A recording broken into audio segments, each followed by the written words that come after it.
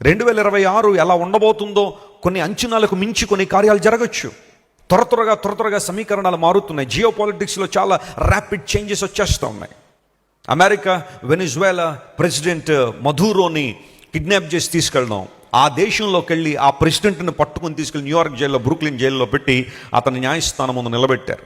దాని వెనకాల వారి ఉద్దేశాలు ఏంటనేది చాలామంది విశ్లేషకులు ఎన్నో కారణాలు చెబుతున్నారు. కానీ ఏం జరగచ్చు ఆ తర్వాత? Donald Trump now is focusing on Greenland. యూరోప్లో ఒక మూలకి విసిరేసి ఉన్న గ్రీన్లాండ్ అనే ప్రాంతాన్ని మేము కైవసం చేసుకుంటామని డొనాల్డ్ ట్రంప్ మరలా చెప్పడం ద్వారా, అమెరికన్ ప్రెసిడెంట్ చెప్పడం ద్వారా ఇప్పుడు పరిస్థితులు అంత బాగాలేదు. యూరోప్లో కొంచెం అనిశ్చితి ఉంది. నాటో బలగాలు ఎటుంటాయనే విషయం మీద చాలా తర్జనభర్జనలు జరుగుతున్నాయి. ఈ లోపల యుఎస్ఎస్ఆర్కి సంబంధించిన, రష్యాకి సంబంధించిన ఒక ఆయిల్ ట్యాంకర్ని అమెరికా సీజ్ చేయడం, అది కూడా మరలా ఒక మాటలో చెప్పాలంటే ఒక విస్ఫోటనానికి ఏమైనా దారి తీయచ్చేమో. వ్లాడిమిర్ పుటిన్ అనబడే రష్యన్ ప్రెసిడెంట్ ఒకవేళ అతడు బాగా ఫ్రస్ట్రేట్ అయితే, ఒకవేళ న్యూక్లియర్ వార్ కనుక స్టార్ట్ అయిపోతే వాట్ ఈజ్ గోనా హ్యాపెన్? ఏం జరుగుద్ది? యాటమ్ బాంబ్స్ లేదా న్యూక్లియర్ బాంబ్స్ కనుక తీసి ఒక దేశం మీద ఒక దేశం ప్రయోగిస్తే ఎన్ని లక్షల మంది చచ్చిపోతారు, ఎన్ని కోట్ల మంది నిరాశ్రయాలు అయిపోతారు. ఇప్పటికే యుద్ధ బీభత్సకాండం. ఒక ప్రక్కన ఇరాన్ అనే దేశంలో, ఇరాన్ దేశంలో అంతర్గత యుద్ధం జరుగుతూ ఉంది.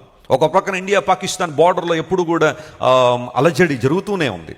ఒకవేళ ఆఫ్ఘనిస్తాన్ పాకిస్తాన్కి యుద్ధం జరిగితే మరలా వాళ్ళిద్దరి మధ్య పరిస్థితులు బాగాలేదు, వారిద్దరికి యుద్ధం జరిగితే మరి దేశాలు ఎటు నిలబడతాయని తెలియదు. ఒకవేళ యూరోప్లో కొన్ని పరిస్థితులు బాగాలేదు, నార్త్ కొరియా సౌత్ కొరియా వాళ్ళకి ఎప్పుడు యుద్ధ వాతావరణం ఎప్పుడు కొనసాగుతూనే ఉంటుంది. ఏదో ఒక మిసైల్ వారు ప్రయోగించారని ఇప్పుడు మరలా పరిస్థితులు, జియో పాలిటిక్స్లో చాలా చేంజెస్ వచ్చేసినాయి. మనుషుల హృదయాల్లో మార్పులు వచ్చేసినాయి. కడవరి దినాల్లో, అపాయకరమైన రోజుల్లో మనుషులు ఎలా ఉంటారనే విషయాన్ని పౌలు గారు 2000 సంవత్సరాల క్రితం ప్రస్తావిస్తూ, ఎక్కడ చూసినా స్వార్థం పెరిగిపోతున్న రోజుల్లో మనం ఉన్నాం. నేను బాగుంటే చాలు, నా ఫ్యామిలీ బాగుంటే చాలు, ఎవడలా పోతే నాకేంటి? అనురాగ రహితులు, ప్రేమ లేదు, అనురాగం లేదు, ఆప్యాయతలు లేవు. అన్ని కమర్షియల్ రిలేషన్షిప్స్ అన్నీ కూడా వ్యాపార లావాదేవీలే. బంధాల్లో కూడా డబ్బుకు ప్రాధాన్యత, కృతజ్ఞత లేనివారు, తల్లిదండ్రులను ద్వేషించేవారు, ఇలాంటి వాళ్ళందరూ కూడా చివరి రోజుల్లో ఉంటారని పౌలు గారు చెప్పిన మాటలు మన కళ్ళ ముందు నెరవేరడం లేదా? ఎన్ని సంఘటనలు జరగట్లేదు ఈ రోజుల్లో, ఎన్ని భయంకరమైన సంఘటనలు జరగట్లేదు. ఎక్కడ చూసినా ప్రేమహీనత, భక్తిహీనత, ఇవన్నీ పెరిగిపోతున్న రోజుల్లో ఇవన్నీ వేటికి సంకేతాలు?